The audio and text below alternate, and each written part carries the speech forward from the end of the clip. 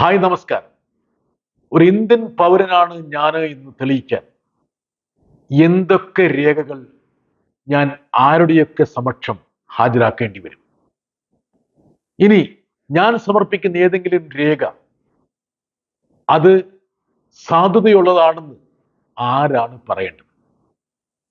നമുക്ക് കാക്കത്തൊള്ളായിരം രേഖകളുണ്ട്. നമുക്ക് ഈ രാജ്യത്ത് ജീവിക്കണമെങ്കിൽ നമ്മുടെ പക്കൽ ഒരു ഡസൻ രേഖകളെങ്കിലും വേണം. ജനന സർട്ടിഫിക്കറ്റ് വേണം, ഡൊമിസൈൽ സർട്ടിഫിക്കറ്റ് വേണം, ഇനി സ്കൂൾ സർട്ടിഫിക്കറ്റ് വേണം, ജാതി സർട്ടിഫിക്കറ്റ് വേണം, റേഷൻ കാർഡ് വേണം, പാസ്പോർട്ട് വേണം, പാൻ കാർഡ് വേണം, ഡ്രൈവിംഗ് ലൈസൻസ് വേണം, ഇലക്ട്രിസിറ്റി, വാട്ടർ, പാസ്ബുക്ക്, ഇനി തൊഴിലാന പദ്ധതിയുടെ കാർഡ് വേണം. എത്ര ഐഡന്റിറ്റി കാർഡുകളാണ് ഒരു ശരാശരി ഇന്ത്യക്കാരൻ പേറേണ്ടി വരുന്നത്?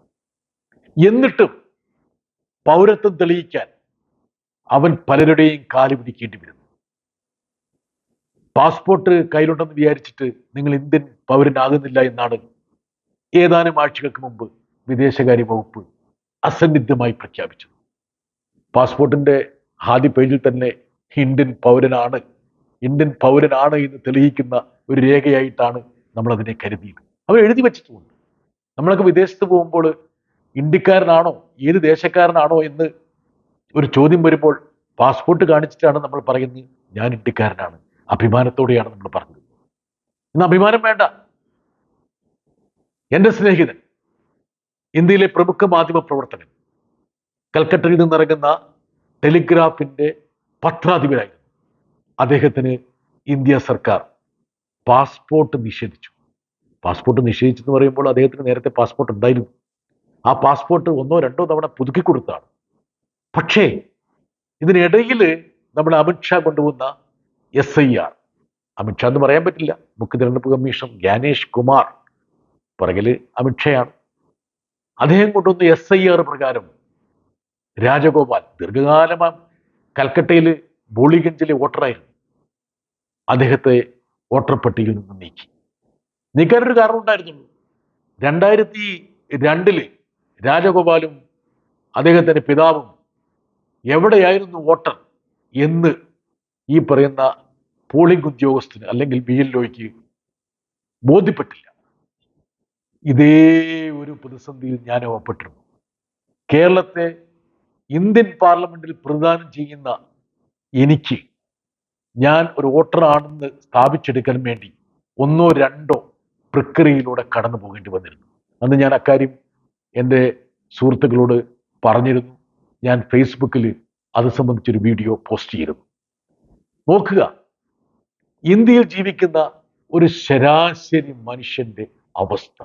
ഒരു ഡസനോളം ഐഡന്റിറ്റി കാർഡുകൾ നമ്മൾ പേറിക്കൊണ്ടിരിക്കുമ്പോൾ പോലും നമ്മൾ ഇന്ത്യക്കാരനാണോ എന്നുള്ളൊരു സംശയം നമ്മളെ തുറച്ചു നോക്കുന്നു.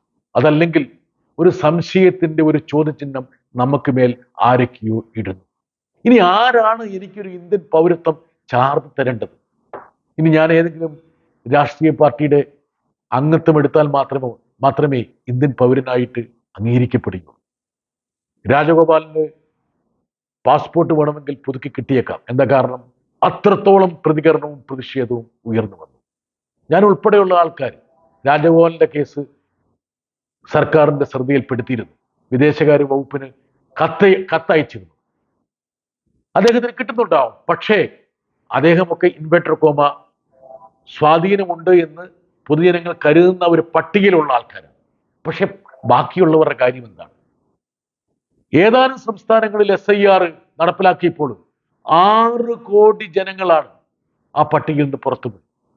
ഇനി 6 കോടി ജനങ്ങൾ വരും ദിവസങ്ങളിൽ അഭിമുഖീകരിക്കേണ്ടി വരുന്ന പ്രതിസന്ധി എന്താണ് എന്ന് നമ്മളെ ബോധ്യപ്പെടുത്തുന്നതാണ് ഈ രാജഗോപാലിനുണ്ടായ ദുരനുഭവം.